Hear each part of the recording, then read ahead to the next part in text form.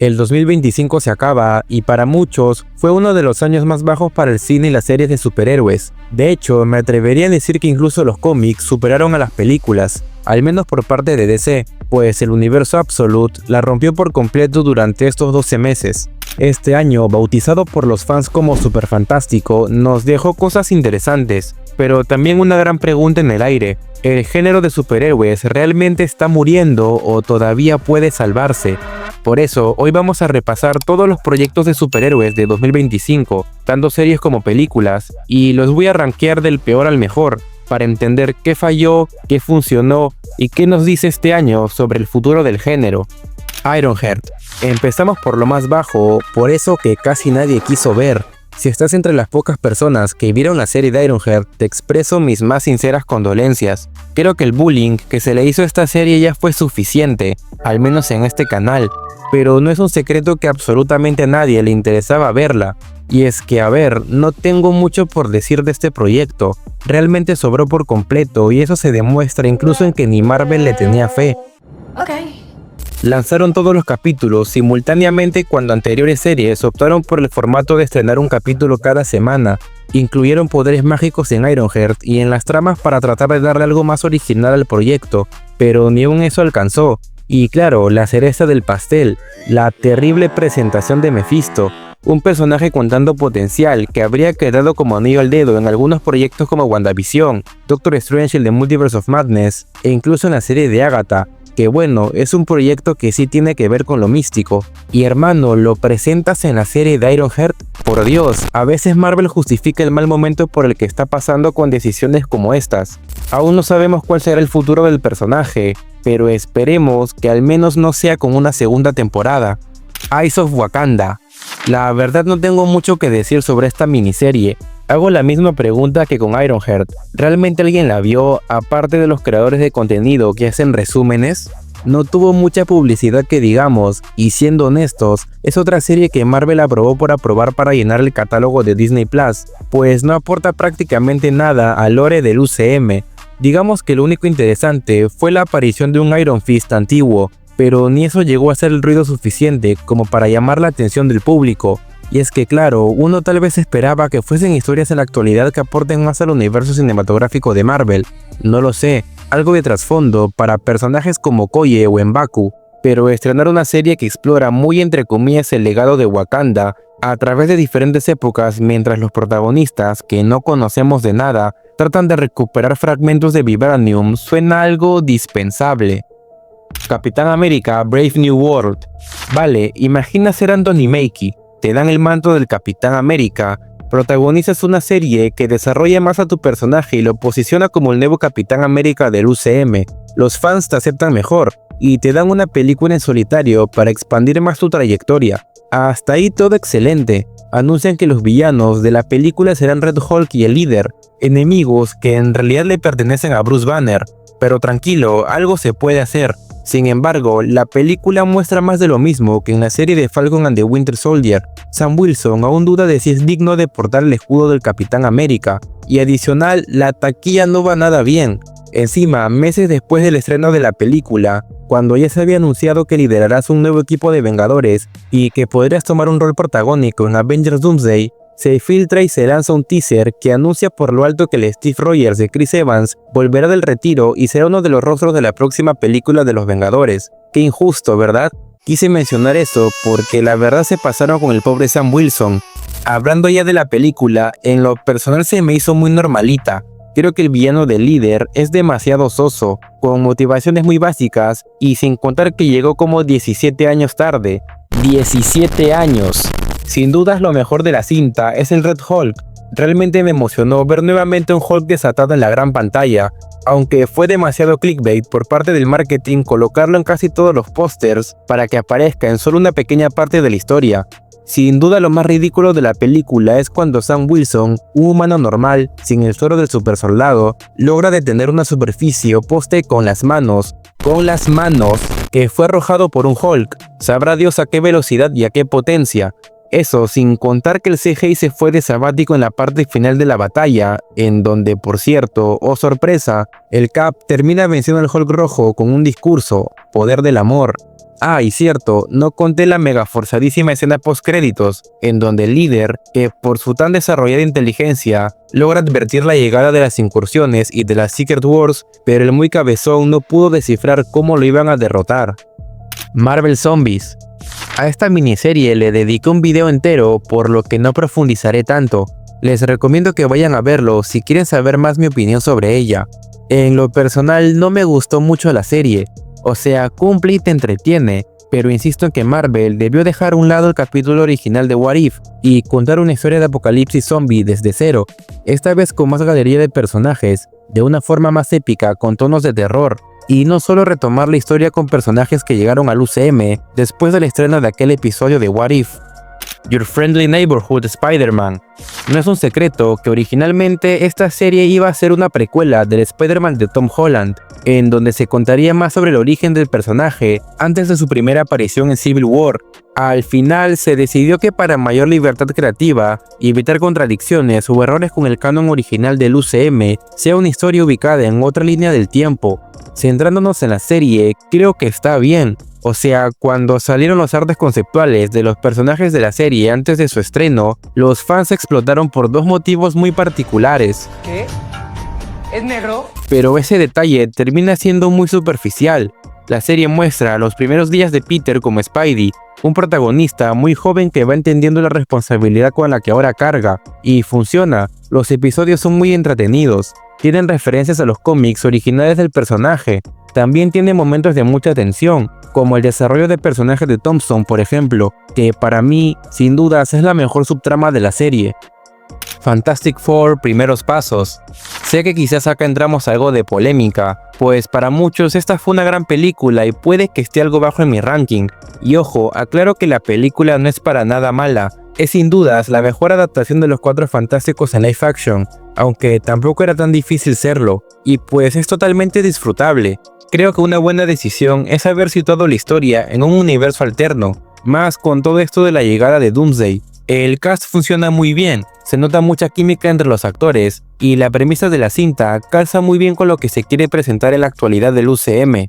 Los puntos bajos es que creo que dejan un poco de lado el desarrollo de la Mole y de Reed Richards, quizás porque en anteriores cintas, Sue y Johnny fueron los integrantes que más pasaron desapercibidos. Sin dudas lo mejor de la película es lo majestuoso que se ve Galactus, era lo que más ganas tenía de ver cuando estaba en la sala de cine, y honestamente el look del personaje no decepcionó.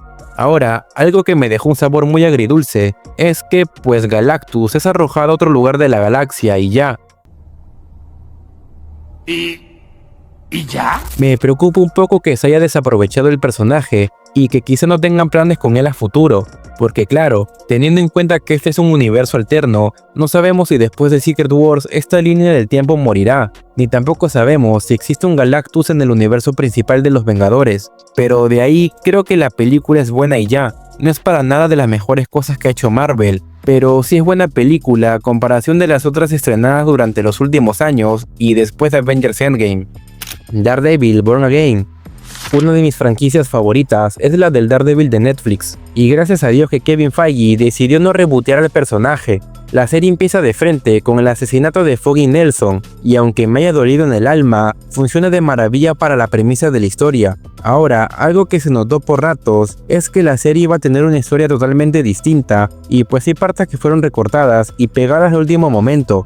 Y sí, hablo del episodio del robo del banco en donde aparece nada más y nada menos que el papá de Miss Marvel. Tantos personajes que pueden ser relacionados al mundo callejero de Daredevil y eligen relacionarlo con Kamala Khan. Se nota que este episodio fue puesto allí de relleno para tener alguna relación con el UCM y ya. El personaje de Muse es magnífico, pero su subtrama se sintió demasiado apresurada. Duró creo un par de capítulos y la revelación de su identidad se sintió rápida. Considero que se pudo haber trabajado más. El asesinato de Foggy por parte de Bullseye, la historia de Wilson Fisk siendo alcalde mientras trata de recuperar su relación con Vanessa, el caso del White Tiger, Muse, entre otras subtramas, se sintió como una mezcolanza que aunque terminó agradando, no terminaron de colar entre sí. En fin, espero que la segunda temporada sea mucho mejor. Ojo, la serie me encantó, es buena, pero poniéndola en comparación por ejemplo con la tercera temporada del Daredevil de Netflix, sin duda se queda corta. Algo que también me preocupa es que el mandato de Fisk y su lucha contra los enmascarados no se explore bien, pues es algo que debería repercutir mucho en el universo Marvel a un nivel similar de los acuerdos de Sokovia, por ejemplo. Sin embargo, veremos qué sucede. Invincible, temporada 3. Y bueno, porque no todo es Marvel y DC, este año también se estrenó la tercera temporada de... Creo que esta temporada es muy buena, nos muestran el crecimiento del hermano de Mark, cómo le está pasando Omni-Man en la prisión Viltrumita, y tenemos mucho más desarrollo por parte de... que al menos ya no siempre termina siendo derrotado al estilo Yamcha.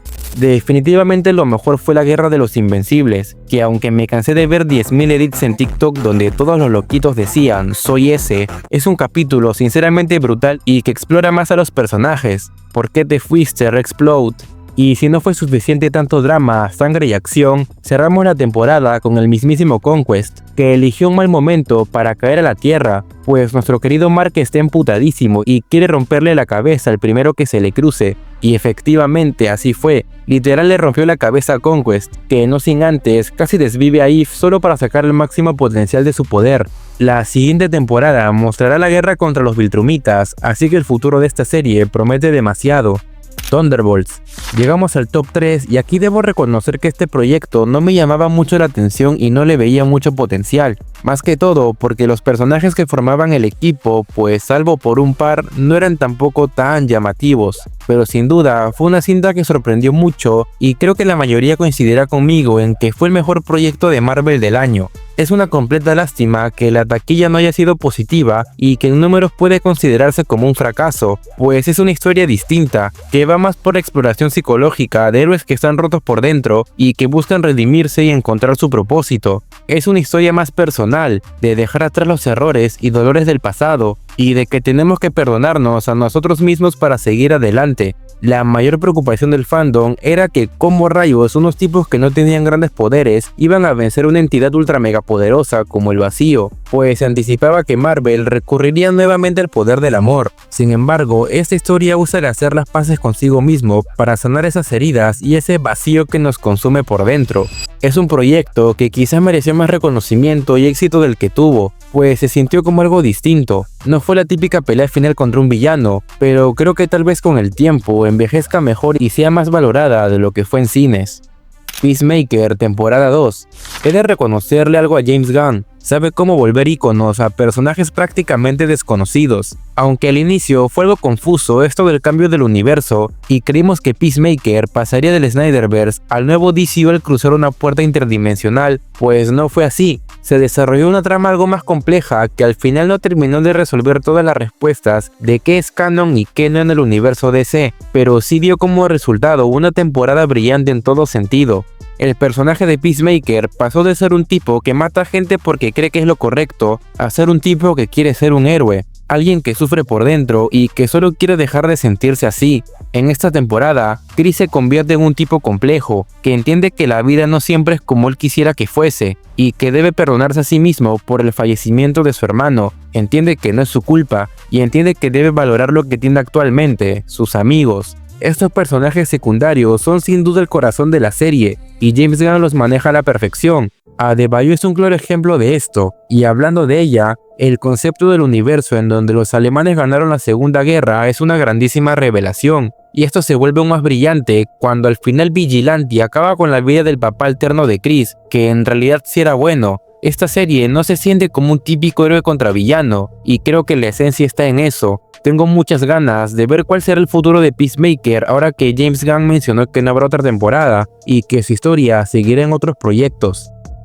Superman. Y bueno, como era de esperarse, el top 1 del mejor proyecto de superhéroes del año para mí se lo lleva Superman. Es un proyecto visualmente hermoso, me encanta la cinematografía, los colores, es todo lo que el personaje siempre debió ser.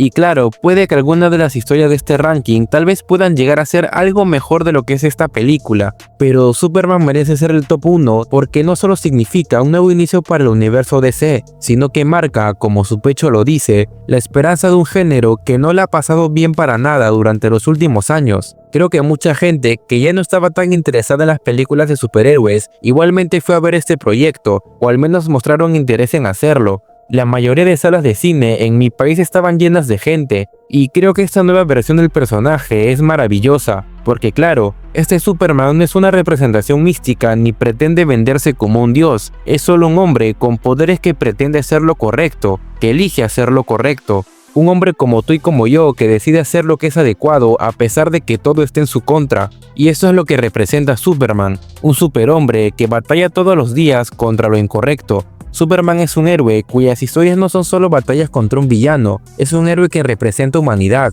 el ejemplo de hacer lo correcto y de seguir adelante incluso cuando las cosas no van bien. Y eso es lo que me hace darle el primer lugar a esta película, por lo que representa, no solo por la trama en sí. Adicional, Nicholas Hoult como Lex Luthor termina siendo un villano memorable, te cae mal, lo llegas a odiar y te dan ganas de que lo derroten. Una actuación fenomenal que merece reconocimiento y que nos da un buen villano en un género donde pocas veces tenemos enemigos que valgan la pena sin que pasen desapercibidos. En conclusión, el 2025 no fue el mejor año para los superhéroes, pero creo que algunos de estos proyectos nos dejaron algo muy en claro. Si esos personajes están escritos desde el corazón, desde la búsqueda de un propósito y con complejos de moralidad o personalidad, se pueden obtener historias muy buenas. Creo que el público se cansó de ver las típicas historias de héroe contra villano y busca algo más dentro de ellas. Definitivamente el género de superhéroes no ha muerto, ya que es una incógnita que se escucha muy a menudo. Quizás el boom ya pasó después de Avengers Endgame, pero si estos personajes han sobrevivido tantos años en los cómics, ¿por qué no podrían hacerlo en el cine? Creo que es cuestión de que las productoras busquen un enfoque distinto, de darse cuenta que los gustos del espectador pueden ir evolucionando y que siempre se pueden contar grandes historias. En fin, si te gustó el video, dale like y suscríbete. No olvides dejarme tu top en los comentarios y recuerda por favor no pelearte ahí abajo. Hagamos de este fandom un espacio sano.